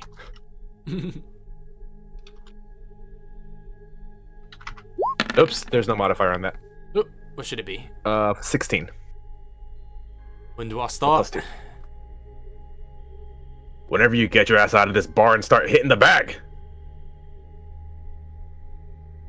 He seems reluctant. It doesn't quite happen that fast, but he does seem reluctant, but he does seem willing to reclaim his former glory and redeem himself. All right, I'm gonna get him set up and try to. Well, I guess I might as well just do some freaking fight promotion stuff while I'm here and basically get him up to snuff over the course of stop back in over the course of some of the months and hype up the return of the champion. Right. And you're trying to get a lot of money. Yeah. Just trying to get a lot of money really quick. People seem to be getting used to seeing you around there, but the weird part is because like you're going in, you know, again in Retha's Hovel, which is this kind of slum area that has become a criminal den in this part of Johannesburg. You go into that, like you said last arc, just pretty much full tats, right? Like you tats within what do you call that? What am I? Italian? I'm with an Italian accent. Yeah. So people get used to seeing you around there, but like nobody really knows who you are, and you just sort of, you know, there are whispers. There's like you just become like the mysterious sort of benefactor that's standing, you know, in one corner as the fights are going on every so often, and people are just like, oh yeah, you hear that guy runs the place, you know, sort of reputation. Very, very sort of mysterious. And then I want to pay a visit to Ibrahim. Right. Once I've got a little bit of like once my connection has been like established in Retha's Hovel, I want to make pay another visit to Ibrahim. All right. Does he still have that red oracle dude sitting in the corner doing brandishing his knife work? Yeah, he does still seem to be there. Yeah, and Ibrahim, he's still set up in the same shack, and he does still have the Hydra from that dude got him, and you've seen he's kind of got up on the wall, kind of on display, ready to be sold for a high price. A high price. All right, I'm gonna walk in and look at that oracle guy and just be like, "That knife get bigger." And he kind of looks up at you, as well-built, clean-shaven dude with that visible scar on his temple, and he's all done up in heavy gear still, and still having that red eye patch on his shoulder, which indicates him as a mercenary for Red Oracle Solutions. And he kind of looks up at you. He's just like, same old, same old. Mind if I talk to you for a little bit? Me? Yeah, I know a guy from Red Oracle. I want to see if I can make a connection here. Is that right? Who you know? Yeah. Talk to me in private. All right. I'm just gonna pull him outside. Mm-hmm. So how much is Ibrahim paying you? What does it matter to you? I want you to work for me. I'm afraid I'm still under contract. You're gonna have to take it up with Red Oracle. Red Oracle is the one who considers your all of your contracts. Yeah, they manage. All right. The whole affair. Is your contract with Ibrahim or with Ibrahim's establishment? Well, these parts, the two are kind of one and the same. It's pretty small time, except for the fact that it rakes in a lot of money. You know how the black market is. It's a little bit of both. But it is on a monthly basis. It turns over pretty quick since things move fast in this sort of world. He has to renew it at the end of every month. And at that time, I'll see what a change in contract would be liable to happen. All right, I'll see if I can convince him. All right. I'm gonna walk back in and talk to Ibrahim and be like, I want to make a purchase. And he's just like, oh, okay. What do you have back here? I mean, like, that Hydra looks great, but what do you got in the back room? I want to see something. I suppose I have you to thank for that. Oh yeah, you're welcome. By the way, at what is he the only security, the Red Oracle guy? He does appear to be the only security at this establishment. Well, actually, there's him and a couple other thugs that stand nearby with AKs, but they're not Red Oracle. Mm-hmm. They just look to be locals that are they're hired just help. thugs. Yeah. All right. Yeah. I'm gonna like, all right, straight up militia dudes with AKs. show me your backroom stuff. I need something big. Oh, well, you're looking at the cream of the crop there with the Hydra. That's the best you got. Looking for something a little bit more. Wait, does he have a backroom, or is everything just kind of out on display? Everything seems to be out on display. Oh, okay. I was thinking he had like a backroom. No. I think I'm thinking of the other. I'm thinking of the bar. Maybe. Oh yeah. The bar did have a back room. Okay, never mind. So I just want to like walked in and it's like, what's that right there? And I'm gonna point right behind him. And it's like, can you? Yeah, let me see what that's like. And I'm just gonna shoot him in the back of the head. All right. I'll say. And then I'll make an attack roll with advantage. And then immediately move to one of the dudes on the side with my knife, or katana. Wait, no, I can't use a katana with my knife. Okay. Yeah, that's right. Katana is not light. Yeah. Yeah, it is not. Yeah, so go ahead and make an attack roll with advantage. With the handgun, and I'm gonna use headshot. 21 to hit. 21 hits. Full burst, just like. Mm-hmm. Yeah, let me see that right there, and just, and then assassination move to and all that. Yeah, and just like super calm, like no movements. And once as soon as like that burst goes off, I'm moving to one of the guys on the side, and I'm just gonna put a knife in his chest. Right. Do I need to make an attack for that guy too? Yeah. Go ahead and make an attack for that guy with advantage because he's also surprised. This is with my combat knife. Yeah. Oh, right. I don't have to. It's just the same thing. I can't headshot with a combat knife. Wow. Okay. 30 Yeah. to hit with my knife. Yeah, he's toast. So you run over there and just like slash at him, but there's still one more thug left, and he's just like, and he's like scrambling to pull his AK up. I've got my combat knife in the chest of that one dude and like pointing the gun at the other guy, and I'm just like, you have two choices here. Whoa, so you got your knife in the chest of the one thug, and your gun is Oh, pointed at...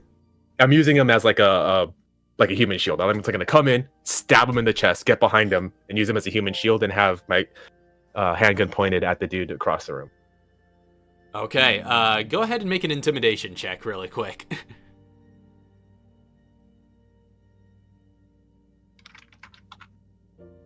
Man.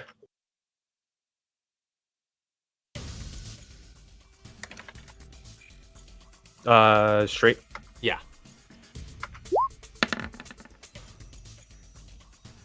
Wow, I'm rolling high. 20. So this dude's scrambling with his AK. He's just like, as soon as he gets it up, he's like, he doesn't have the safety off. He's just like scrambling, and he's just like looking at you, looking down the barrel of your gun, and he realizes, did you roll damage on the first attack against Ibrahim? Do I need to roll damage against him? Against him, you do. Against him? Just Okay, in I'll roll case. damage against him. With a full burst. Just because he's a bit of a bigger, more important figure. I would have known the other guy's basically a minion. I'm gonna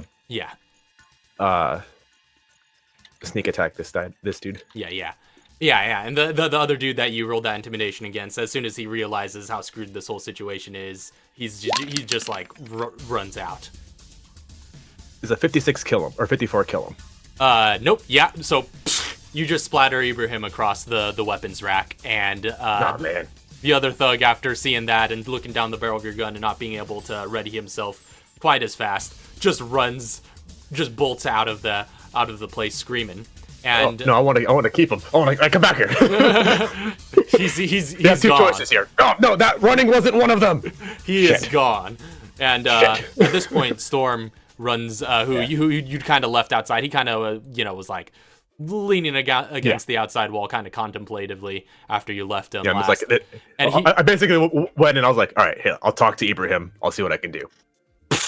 yeah, and after hearing those shots and seeing one of his men just like running out the door, he just rushes back inside and just pulls out in like a G36 assault rifle and just kind of has it leveled at you. He's just like, "What's going on here?"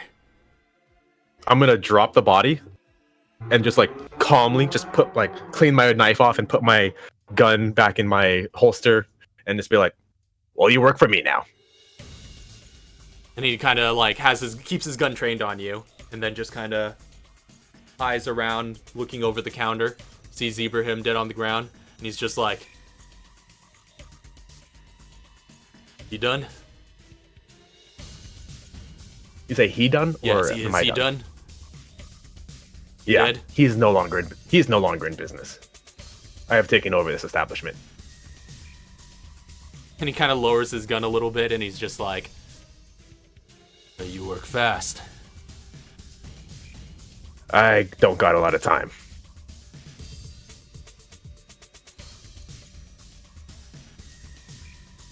All right.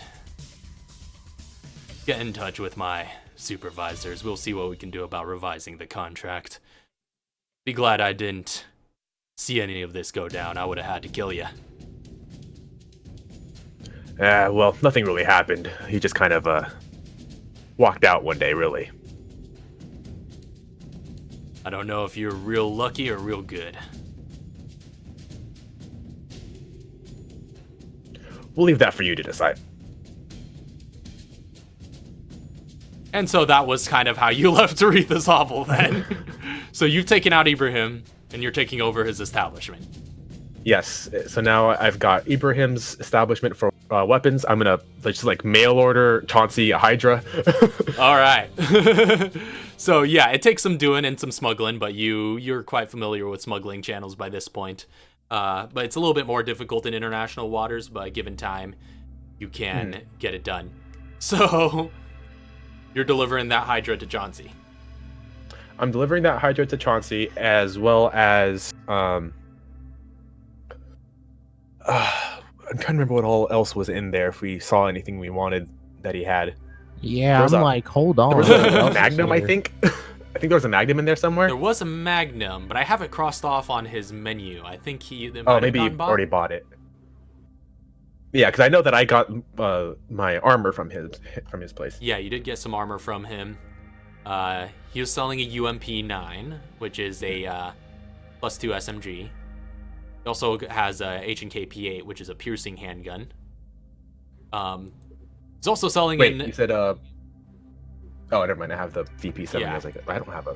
He also I have has an an H&K something else. FN M249 saw, light machine gun. in Oh his shit! stock. Is light machine gun a proficiency, or is that under? That's rifle? under 'Cause I the feel like assault that's- rifle proficiency. That's Oh, is it? Yeah. Okay, so between Chauncey and myself, Chauncey, do you want that? Wait, what?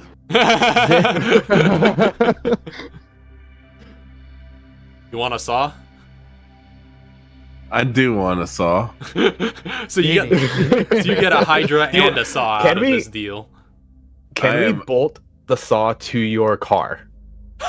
Can we like duct tape the Hydra to the saw? Like an underbarrel kind of thing. So we have the 249 saw and a Hydra. This is getting kind of out of hand, but I'm gonna say Well, no. We'll figure out the logistics of. For one, Wrapping getting you the dual stats wheels. needed. guns. a saw, and a Hydra. Yeah, so basically. But given that I wanna- they're, I'll say this: given that they both have the heavy property, I'm gonna say no. Oh man. Yeah, so using the I'm gonna say a funds. flat no on that one. But you do have both of those. Yeah, using the funds from the fight ring and what basically turned Abraham's, if it wasn't already, into a weapons smuggling operation as well. hmm I'm going to. Abraham's also did. What do you call that? He got mercenaries, right? Like that was, I think, a thing that he said he wanted to do, or that he said that he provided was. He got soldiers for people. Specifically, the thing was that he was kind of known by the locals as being a guy who employs mercenaries, specifically with people like the Red Oracle guy Storm, Yeah. who you So he just doesn't- conversed with. Like, yeah, he kind of had this reputation for being a little bit more protected than most people around him, in that he actually employed competent soldiers, whereas everybody else in the region seems pretty content to just hire out local thugs.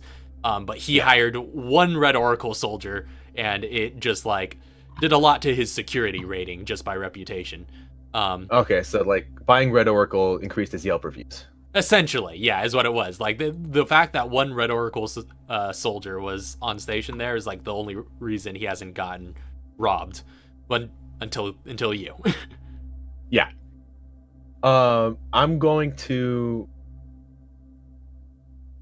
Oh man, I was really hoping that he already had a situation for that, but I guess I'm going to have to create that, and I want to combine the resources I have from the fight ring and from Ibrahim's, where or I guess actually I don't know, I don't need Ibrahim's. The only reason I needed Ibrahim's was because I thought he basically was like a servicer of mercenaries. But no, I'm using a fight ring.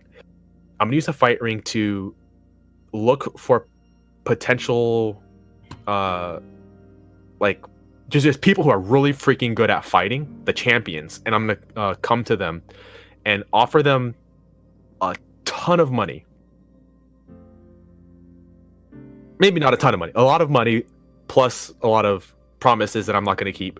If they want to be the biggest, baddest fighter they can possibly be, and the people that agree, I'm going to send to Katara. Interesting. So you're using it as a sort of recruitment program. Yeah, I'm just gonna using like the put fight them through the ringer. I'm gonna literally put them through a ringer, Uh-huh. and then if they come out, I'm gonna say, I've got a proposition for you, and get them to the States and just throw them on a slab for Katara to figure out what to do with them. All right. I'll say And of course, do whatever I can to make sure they keep quiet. And, Making this will be your people reading skills. So make an insight check to see if you can sort of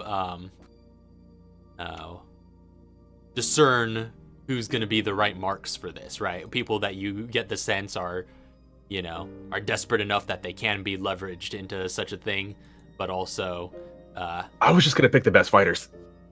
but also like the best fighters that are among them. That's also part of your insight. Just whoever wins the competitions. I don't have insight. There we go. 16 insight. All right, 16, not bad. So like for the couple months during this downtime that you do have a reign over the fight club, you do manage to go through a couple of contenders, a couple of good winners, because it's not like a tournament type situation. It's like a constantly rotating roster. Yeah, right. So sure. I'm obviously gonna. Yeah, if I can, I want to try to pit them up against like Tommy or whatever, and use that as a kind of base. I will say you don't encounter anybody else that can defeat Tommy. Okay. He does pretty well when he gets himself back into shape and back into action. No, that's fine. That's perfectly fine. Hey, Tommy. Yeah. So, I know you got beat. And I know you're taking your anger out on these plebs. But let me tell you this, you're never going to beat Katara. He kind of glares at you and he's just like, what makes you say that? Because we cheated. Kind of looks at you, he's just like, and was she hitting the juice? Oh yeah. And I've been watching your fights, and I think, if you really did want to defeat Katara, I'm not saying you should, but if you want to rise to that kind of level, you're going to have to do something a little drastic. All right, I'm listening. I've got a facility. Katara's running it, of course. But that'll turn you into the best fighting machine you can ever be. Huh.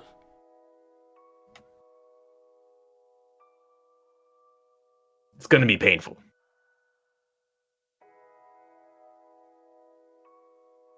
I don't get the sense you're messing around. Oh, I'm not. Painful, you say? Extremely. Well, pain's an old friend of mine.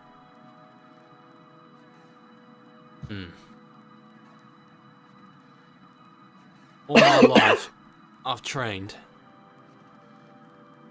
I only got one goal, and that's to be the best. So this will help me with that. You're not going to be the best fighting the people here. That's fair. I'll think on it. As long as you and Katara can play nice, this will work out in your favor. I'll say make another persuasion check. With advantage. All right, here we go. Come on, Tommy. Oh, that's not good. There they are. He sleeps on it a bit, and he does totally forgets about it. He doesn't seem quite ready to go up to Katara again. There still seems to be some bitterness there. All right. Hey, Katara. But with that insight, you are able to find next best sort of people, like the next 4 contenders or so. Yeah. Okay, with some next bests, I'm just gonna be like, all right, hey, Katara. Mm-hmm. I have some disposables if you wanna try something. Oh. Yeah. I've got Jimmy. No, but Yeah, I'll tell her about the. You said I got 4. Yeah, about 4 people, four second bests. All Yeah. of them do pretty well at the fight ring. None of them beat Tommy. Yeah, I've got 4 disposables on my roster. If you want to take a look at them, I can send a profile over to you. You can check them out. If you want any, let me know. All right. Yeah. I'm just gonna need their profiles and whatever else. All right, and I'll send over that to Katara to look over to start juicing. She wants an army. I've got an army. And you're Or rather, I've got a bunch of like thugs who wish they can be a part of an army. You're into that human trafficking now. Yep. Don't tell Mr. Fox. Right. All right. So that's Mr. G's end of the. Wait, do you not tell any of your Johannesburg operations to Mr. Fox, or just that particular bit? No. Well, basically, while I'm in Johannesburg, I am doing the whole Scorpion thing. Oh, okay. And So you're Scorpion in Johannesburg. in Johannesburg, I'm Scorpion, and I only tell Mr. Fox of things that happen to Mr. G. I see. Understood. All right. So is that everything on Mr. G's end then? That is finally everything that is on Mr. G's end. All right. Oh wait. Yes. So that about wraps up all of the downtime. So we're going to be winding this episode to a close. Didn't end up needing a midpoint break because, like I said, yeah, this one did end up going a bit short. But congratulations, Chauncey, on getting some new gear out of that. You've got another legendary weapon in the party now, in the form of the Hydra. Well, I'm done. So I'm not sure if you've been looking over its stats quite yet, or if you want to share anything about it, but it's beastly. It's pretty beastly. I'll keep it quiet for now. All You'll right. have to see it. Yeah, We're we'll gonna have to we'll watch see you it blow in some action. heads. Yeah, you'll have to see it in action. But that being said, also, I forgot to go over this last time, but Chauncey, Mr. G also gave, I think, the M1911 that Scott Muller used to Chauncey, right? Is that where that ended up? Katara, I don't think I had that. gave it to me. Yeah. Okay, yeah, somebody Yeah, gave. I think it was somebody gave it to Katara's- Chauncey. Katara's the one that gave it to me, and also left me what was it, a Magnum of some sort? I Right. think that was the Magnum from the Oh yeah. Ibrahim's place. So yeah, I think she purchased the Magnum, and she might have gotten the handgun off of Scott. Yeah. Yeah, so that's in your possession as well. Scott Muller's custom handgun, which you guys noticed was doing like a little bit of extra oomph every time he shot it. It was kind of had like this kind of like blue streak to it and seemed to shock its targets a little bit. So That's insane. yeah. The meal in me is just furious. Uh-huh. And I know I took his scar, I believe. Yes, and you have his scar, yeah. So you guys looted him real good. So I don't know if you've used that handgun quite yet, or if Chauncey has, but that's in your possession. It's quite state of the art. You get the sense you got some manifold upgrades. Cool. So that being said, that brings this downtime episode to a close. Welcome to 2009, everyone. Next week, we officially get into the adventures of this story, and you will each be thrust into different groups and different scenarios, and I'm excited to see what comes of each of them. How about we tease the one that's coming up first before we wind down here? So the first group that's going to be up is a little something called Operation Moby Dick, which is going to be a CIA op led by Mr. G that Mr. Fox is going to assign you. And actually, How about so that we can kind of have you guys able to mull over it a bit for the next week, I'll go ahead and read the briefing that Mr. Fox gives you. So, yeah, at some point you hit up Mr. Fox, and Mr. Fox is like, Mr. G, got a new mission on our hands. This one's quite serious, so listen closely. 2 weeks ago, an American merchant freighter called the Forester went missing somewhere in the Pacific. The issue is, it's not a merchant freighter. The ship is actually the USS Valerian, an incognito Navy vessel carrying ICBMs. The Navy has its hands tied, given the ship's deceptive presence in foreign waters, and the State Department presumes it was taken by pirates. However, just 2 days ago, our old friend Mr. Yu requested exfiltration from his deep cover in the manifold. His location, he signals, is a set of coordinates in the Pacific, aboard a ship that he identifies as the USS Valerian. With Mr. Yu's limited communication capabilities, he couldn't say much more than that, but the manifold has a ship with American ICBMs. Could only assume large-scale plans are in motion. So, Mr. G, I'm deploying you to lead a small team aboard the USS Valerian. Mission codename, Operation Moby Dick. Bear in mind, you are not retaking the USS Valerian. We'll leave that to the forthcoming military raid. This is an intel gathering op only. Your priority is to extract Mr. Yu and his manifold intel. You secure them, and you get out. If you run into high-value targets, leave them. We can pick them off later, especially since we'll be able to find them again with this data. But what's important is that we get that data. We get that intel that he's been gathering all these months. After that, we can put together a list. And with that list, then you can start crossing names off of it and start dismantling the manifold, one target at a time. All right. Understood? I know what I have to do. Understood. All right. Get you those coordinates. Not sure if you've had any run-ins with one Miss X, but she'll be joining with you on this mission. Which was Miss X?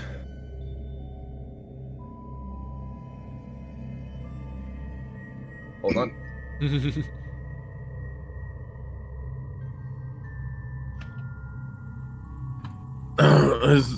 Is there more needed to that as well? Because I know one and two people's probably not a lot.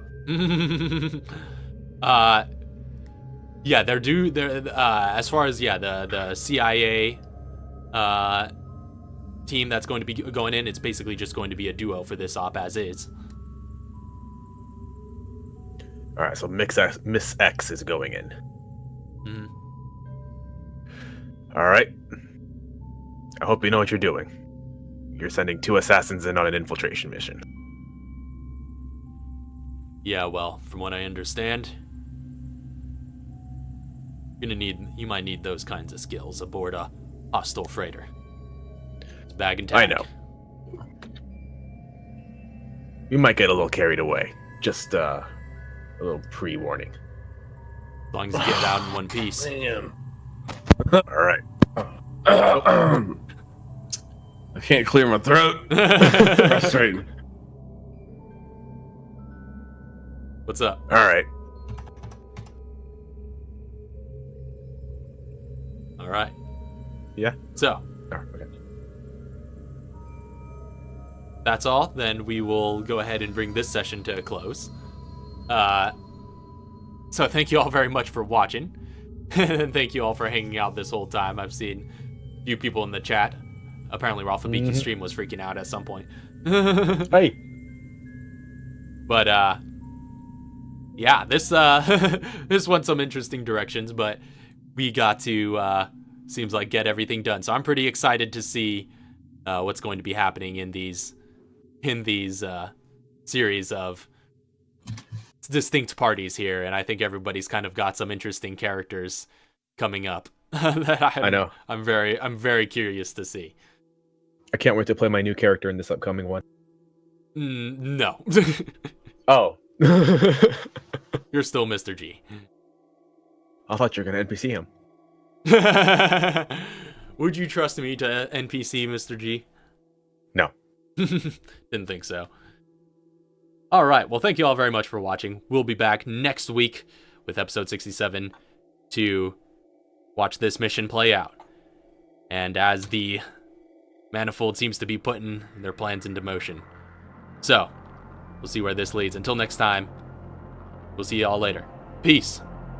Squared. Have a good night. God bless. Good night, sweet dreams, all the good things.